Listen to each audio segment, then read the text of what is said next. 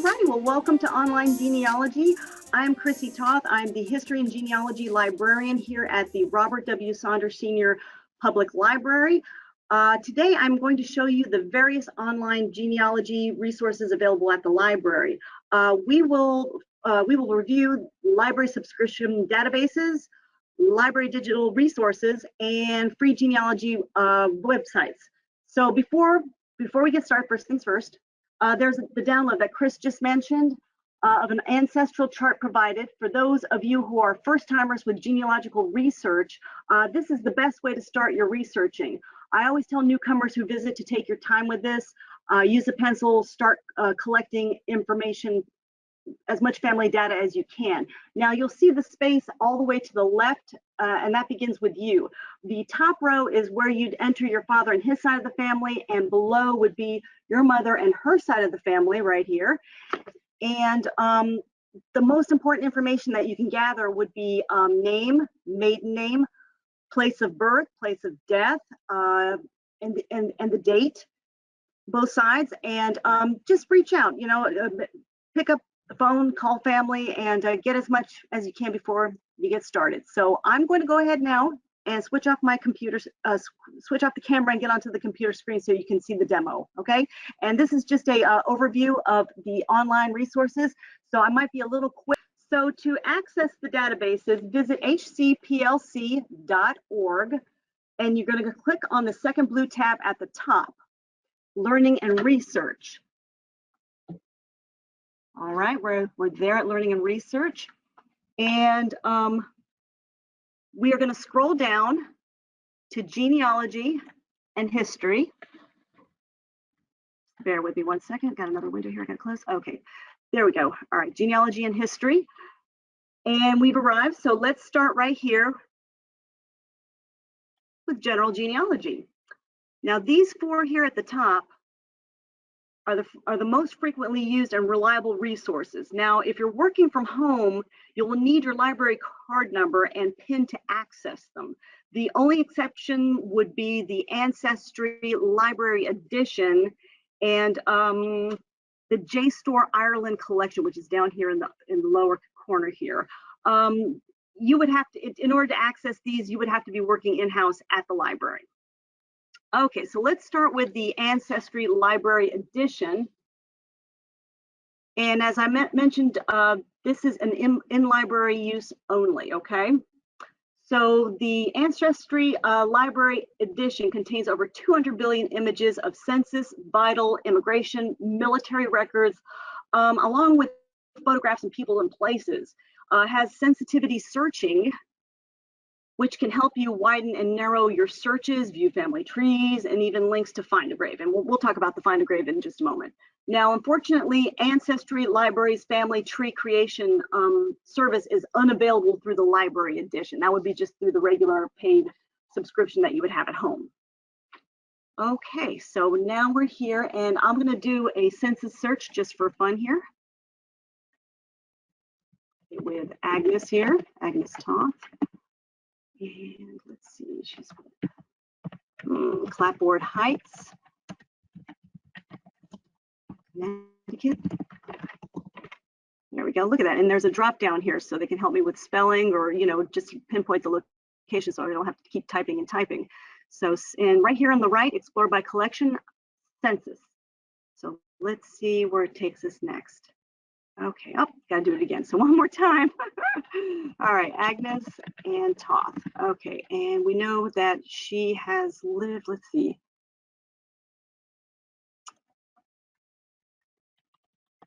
I know that she was from Sweden. And again, Clapboard Heights, Connecticut. There it is, beautiful. I have to keep typing. So let's see. And if I want to, I can narrow the search a little more. But you know what? Let's see what Ancestry is going to find with Agnes Toth here, just something a little on the broader side. Okay, so let's see. Okay, so I've got a 1940 United States Federal Census, 1940, 1920s. Ooh, let's see. Let's try this one, 1920s. Okay, so here's the wonderful part. We've arrived. I know that this is my great grandmother here. There's her name. She's a 30-year-old woman in the 1920 United States Federal Census. And yep, she's married to my great-grandfather, John, where he was born, which I didn't know this. This is pretty interesting. And all this information that I'm reading here in the print here, this is just like a transcript of the actual document. So it kind of cuts on reading like really frilly cursive or bad typos. The research has already been done for me. And the household members, I see her husband's the head of, John Toth is the head of the house. Agnes is the wife. My Uncle John, he's the son here. Mary, Rudolph, and Frank. Well, Frank is a boarder, huh? If I click on the actual census, there it is, look at that. And the entry here is highlighted. And all I would have to do to make it bigger is just to click on the tools right here. Well, actually, this would help me save my work. So if I wanted to print, I could download it onto a flash drive. And from there, unfortunately, without the account, that's the best that you can do to save your work. So either print or download onto a flash drive. And right here, there's the information. And that's pretty neat. I really think this is really cool. I need to print this up for my dad and show him. Okay, so that's just a quick search here, just a fun search on the Ancestry Library Edition. Now moving along, the next one is MyHeritage, and it's the library edition here, and it's one of the largest, most internationally diverse genealogy databases of its kind. So it's pretty impressive, and I like it because I think it's got a very comprehensive look to it, and I'll show you just in a second. Contains billions of historical documents from 48 countries, millions of historical photos, public records, indexes, and additional resources that span the 5 past centuries. And just like the Ancestry Library Edition, you're going to find U.S. federal census with images, the immigration records and passenger lists, citizenship, nationalization records. Oh, and here's a cool part: directories, guides, reference, biographies, and yearbooks, wills and probate records, and many more. So when you click onto the icon, it looks really weird and confusing. You've got this stuff here in the upper right-hand corner. Don't worry about that. Just click on right here, MyHeritage Library Edition. Okay, so for fun, we're going to dive into an immigration record belonging to my great-grandfather. So I'm going to go ahead and scooch down. Let's see, family tree, census, maternity, immigration. There you go. Okay, and his name was Karl Otto Gunnar, and the last name Fransson. Not sure when he was born, but I definitely know it's Sweden.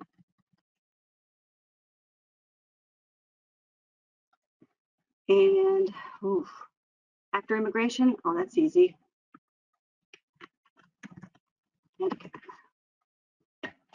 North America. Misspelled that. There we go.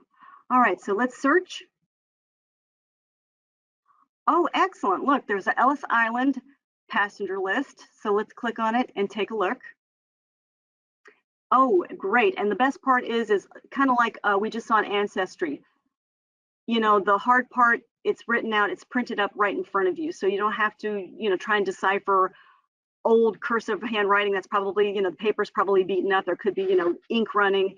It looks perfect here. So you already got it transcribed for you. Perfect. And all right, let's blow this up. This looks terrific. And here we go.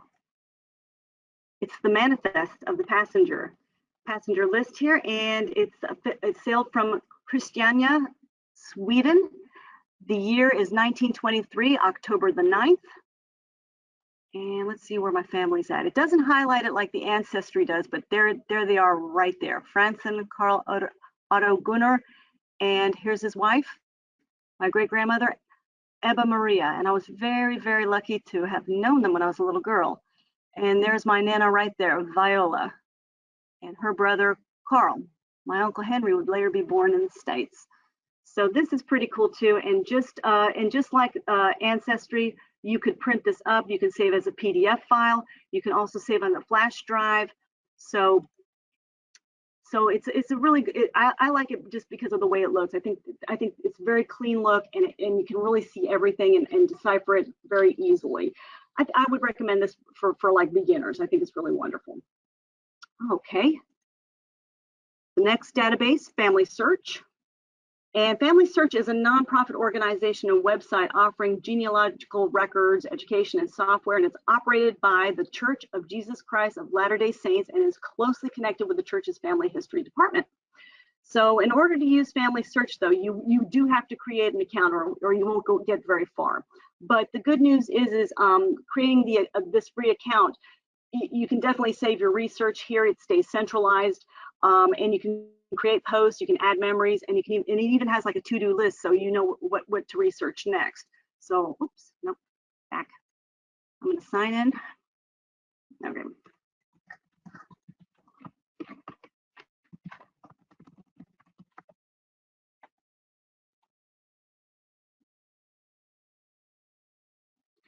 Okay, search.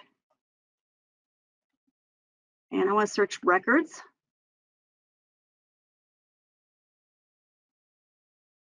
Okay, and this is going to be an oldie, so I think this one's going to really look cool when we bring this up. In fact, it's going to be a marriage certificate for a William J. Townsend. What do I know about Mr. Townsend? Well, not much. I'm not related to him, but I do know he's from Ohio, North America.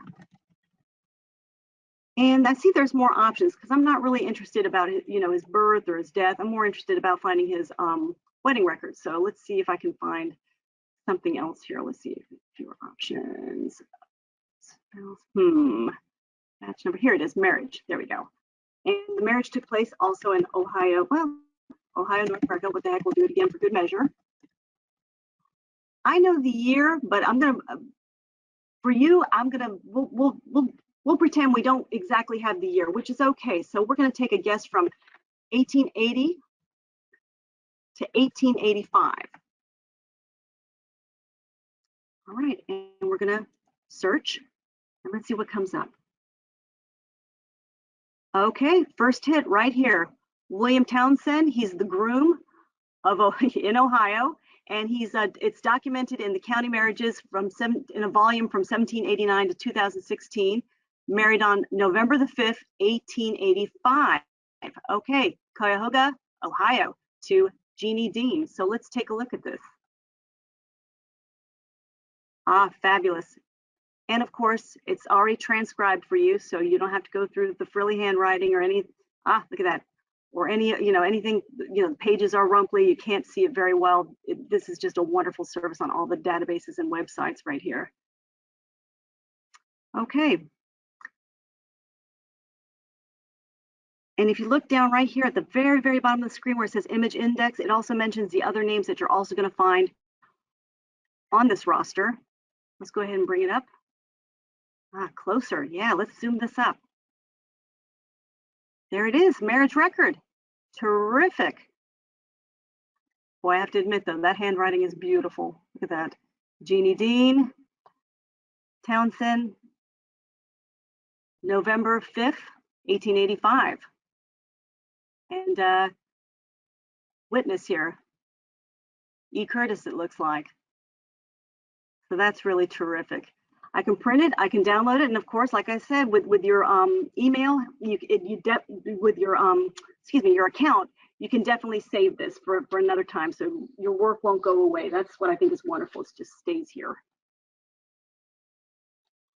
Okay, and then the last one here at the top at General Genealogy is ProQuest Fold 3.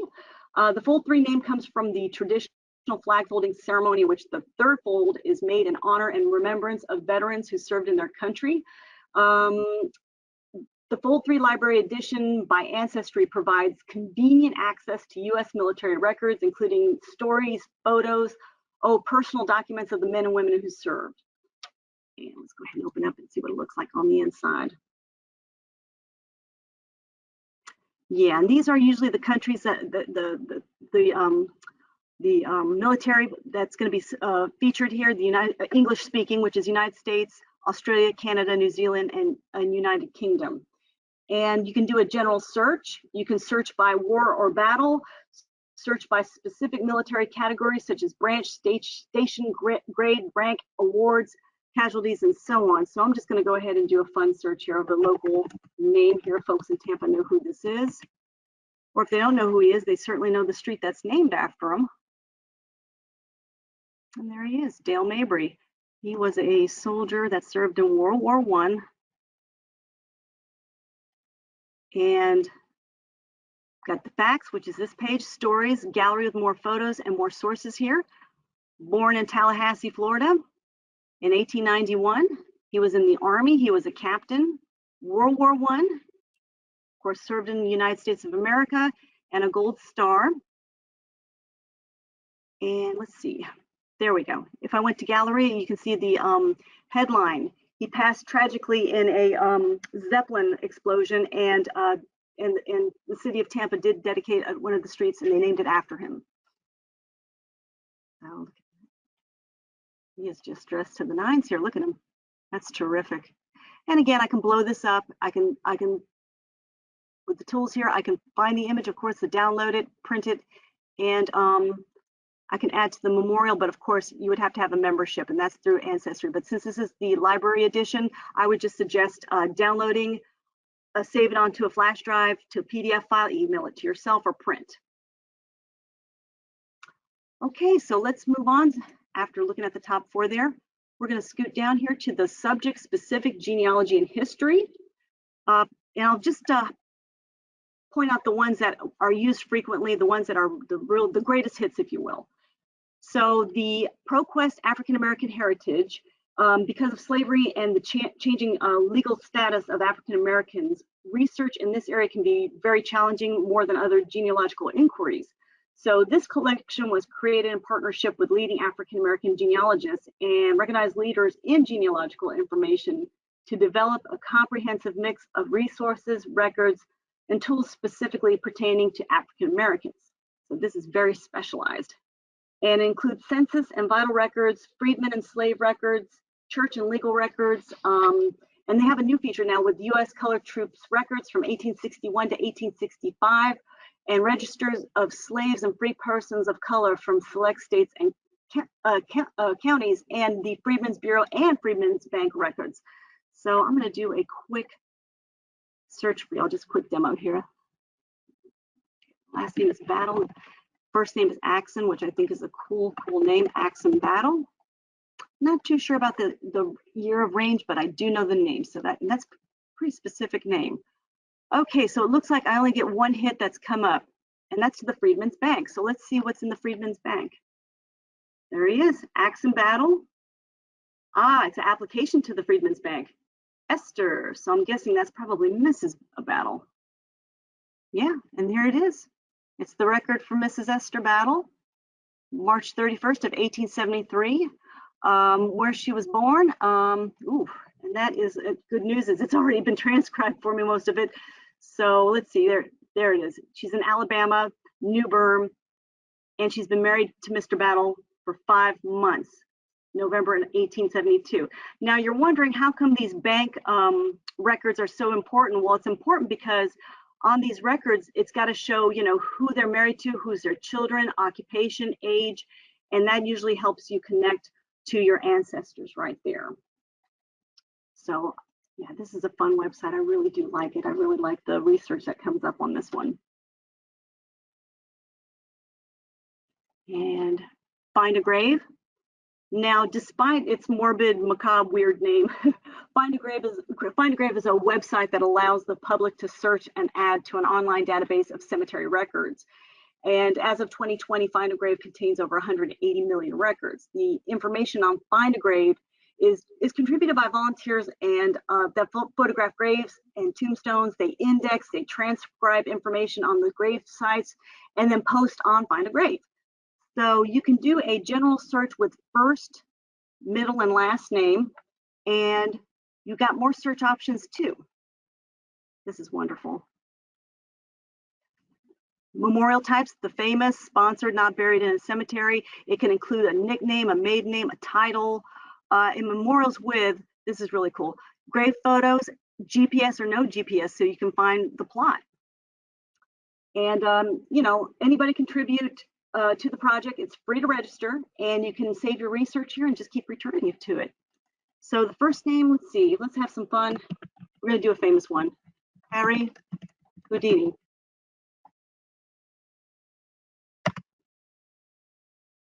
Okay, there he is, Harry Houdini. And there's a thumbnail image right here. Go ahead and click on it. All right.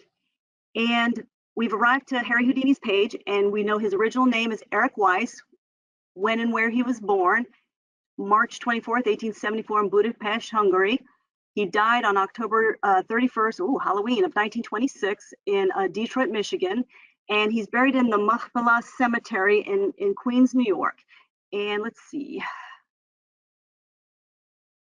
Under memorial, usually this part right here is going to be about the person, and usually it would include an obit or just the facts. Photos, it looks like 11 have been uploaded. And get a load of this. Yeah, this is a beautiful grave right here. I mean, my goodness. If that's not mourning and just honoring somebody, wow. And there's something here called flowers. Now, if you've got an account with Find a Grave, you can add flowers. And all it is it's just kind of just a way of posting a greeting that you were here, you visited the website.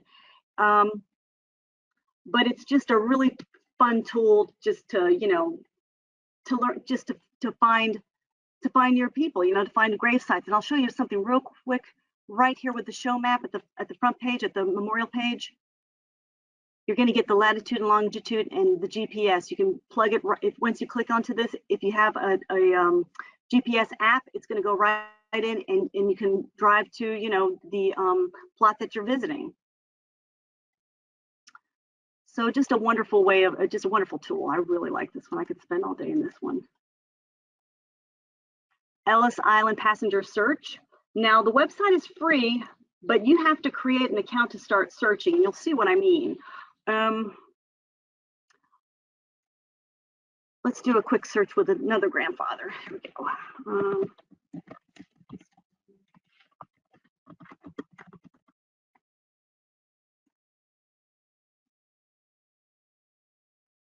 All right, it's thinking about it. All right, wonderful. Okay, the good news is, yes, it brought up Grandpa. Terrific. He arrived in 1953. Ooh, doesn't mention where he was born, but the ship name has a numeric name. Now, you have the option of looking at the passenger record to see a picture of the ship itself and the ship manifest. Now, since I didn't log in with my membership, I'm not going to get far. It's going to ask me to, yeah. But that's all right. That's all right. It's free. It's wonderful. It's really just a nice slice of America. You can locate or add your family member on the American Immigrant Wall of Honor, and it's located on Ellis Island. So you've got all kinds of there it is: passenger search, ship search, family history, oral histories, which are wonderful to hear other people's stories. And then here's the honor your family with the Wall of Honor at Ellis Island. You can enter family that have passed through Ellis Island. Absolutely. I think I might do this too. Cindy's List. Now, this is a website that contains more than 337,000 genealogical links, categories, and cross-reference in more than 200 categories, and it just keeps growing. It really does. And yes, there really is a Cindy. It's Cindy Engel. She's been a genealogist for more than 40 years, and she's an active member of several genealogical societies. And her list began as a project with her local genealogical society in order to help her members find resources online, and it just really grew. Cindy's List has a real good reputation for research in other countries. So if you feel there's no records of my family, war, the records are probably gone. Let me tell you, Cindy's List, you'll find some sort of society, some sort of resource here to connect you. If you ever hit a wall, Cindy's List is always what I recommend. The categories, it's that. Oh, hello. Wait a minute. Sorry about that. Got to add. categories, it's going to be very vast, and it's all by alphabetical right here. And you can see like some that are recent or big hits right here. Look at this: obituaries, naturalization, citizenships, myths, hoax and scams, adoption, African American, aircraft and airlines. You know, anything that can help you research images, places, regions, ethnicity, even food and occupations. And you can also search right here in categories by country. So if I wanted to find information about Belgium, let's see, there it is. And that was from 2021 that she's got this site. So here we go. Look at this. This is just amazing. And out of curiosity, let's see what, I'm gonna hit history and culture just for fun, and let's see where it takes us. There you go. So I mean, just a lovely, lovely resource. Whoops, beg your pardon. What's new? That's new updated links. And if you're interested in seeing new listings and being alerted to them, you can follow Cindy on social media or get onto the mailing list. It's all free. Shop. You can shop for books, software, genealogy, subscription sites, and more. And there's a search engine within the website right here, expanded by Google. So let me go ahead and put this in. Let's have a laugh at this one, Dingle, and let's see where it takes me. The first three, well, usually up here, there's going to be ads. So don't pay attention to ads. You know it's going to be in the Cindy's List website if it says Cindy's List at the end. So choose for one that says Cindy's List. So sure enough, I put in Dingle. We got United Kingdom and Ireland, Ireland and Northern Ireland. And here we go. Gets very specific here. Dingle of County Kerry, Ireland, and it's the genealogy helper. So you've got connections right here in Cindy's List. Let's get out of Cindy's List here. Bye, Cindy. Okay. Scooch down a little more. Florida. Oh, yes. I'm sorry to interrupt, but we're running a little short on time now. I don't know if we want to go to the Q&A or not, but I wanted to just let you know. Oh, thank you very much. Certainly. I'll just wrap it up here. We've got real quick Florida history, terrific for any natives here. You know, it's great with photographs, manuscripts, documents, articles, maps, and oral history. So in order to understand our ancestors, we got to know our history. Other resources, I highly recommend the newspaper databases. Good way to find leads, not only obituaries, but also birth announcements, addresses, names, businesses, and again, getting an idea of what happened during your ancestors' time. User guides, well, this is where you downloaded the Ancestral Chart. You can come back, get more, and if you want to keep your data together, there's family group sheet, relationship chart, more websites, and it gets very vast and very particular. We've got it all. And here's another favorite, heritage-based research, which is heritage-based. It's a selection of links to websites that are useful for ethnic genealogical research. And each of these sites are very helpful, very relevant. African American, Jewish, Native American, Hispanic, and lastly, societies. So here we have a selection of links to websites that are useful for ethnic genealogical research. And, you know, societies are good for research. It helps you navigate to what you need at your level. You can join and make friends with others having the same interests, discover records, or help preserve them, and assist people to connect with their families and their past for the future.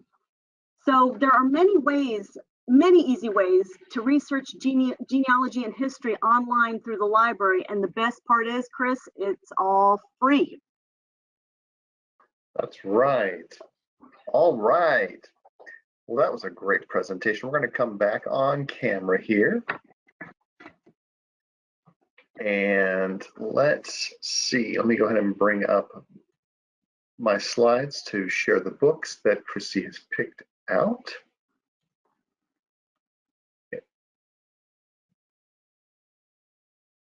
Okay, now. All righty, we got the book shout out. Starting with Genealogy 101, How to Trace Your Family's History and Heritage by Barbara Renica, and it's ebook format available on Libby. Genealogy Online, the 10th edition by Elizabeth Powell Crow. It's an ebook available also on Libby. Ancestry's Concise Genealogical Dictionary. It's comprised by various authors through Ancestry, and the ebook is available on Hoopla. Genealogy, How to Trace Your Ancestors and Family History with Tried and Proven Facts by Greg M. Smith. And this is a streaming audiobook available on Hoopla. And lastly, Sharing Your History Online, a guide for family historians by Chris Patton. And this is in actual book format that you can check out on our website, hcplc.org/books. All right. We have time for a couple questions. We can come on camera here. We do have a couple in here. If you don't mind, we could get to those. We do have time for that. That was a great presentation, Chrissy, by the way. Thank you for showing us. It's amazing how much we have in there, and just you could research for, it feels like years almost. Yeah, oh yeah, we would be here forever. So thank you for stopping me. Oh, and real quick, in regards to the title recommendation, you can download it. Where was it, Chris? In the handout section. At the handout section, yes. Yes, yes. She put together a list of all those titles that she shared. All right, let's see. We've got a question here about Ancestry Library Edition. It says Ancestry Library Edition can only be accessed at the library. Does this mean I can't access it if I'm on my laptop at the library? Oh no, not at all. As long as you're under the library's roof using our Wi-Fi, you can certainly access the Ancestry Library Edition. Okay. And let's see, for the African American Heritage Database, you mentioned Freedmen's Bureau and Freedmen's Bank. Is there a difference between those? Oh, excuse me, sorry. Yes, there is a difference actually. Kind of the same thing. Okay, so Freedmen's Bureau was from 1865 to 1872, and it was a social and legal services organization helping freed slaves and impoverished whites who lost everything to war or wanted to, start on their own because they're now citizens post-Civil War. So they provided services such as help with securing pensions, finding land to live on, clothes, medical, schooling, settling disputes, and much more. Now, the Freedmen's Bank, that coincided at the same time post-Civil War, 1865 to 1874. Okay. Not to get confused with the Freedmen's Bureau, though it's closely related, the Freedmen's Savings and Trust, also known as Freedmen's Bank, was established during Reconstruction like the Bureau, and in fact, many of the people receiving aid from the Bureau would establish accounts with the bank. So the bank records, like I was mentioning before, are very useful because they often contain the depositor's name, next of kin, the occupation, where they lived at the time of the deposit, and where they grew up, even the plantation they lived on. So the bank would fold 2 years after the Bureau. Yeah. Interesting. Well, thank you so much, Chrissy. Again, that was an amazing presentation, lots there. And I'll mention just again that this was recorded. It's going to be posted to our YouTube channel. So once it's there, feel free to share it with others. People love to research genealogy and history. So Chrissy gave a good overview of how to use those resources. All right, so with that, I will say if you want to contact the library, you can call the number here on the screen, 813-273-3652, or go online at hcplc.org/contact. Also, while you're on our website, you can submit your library story, and you can also look at our calendar of upcoming events and classes like this one we just enjoyed. All right, Chrissy, and everyone out there, thank you so much. I hope you enjoy the rest of your day, and we'll see you soon.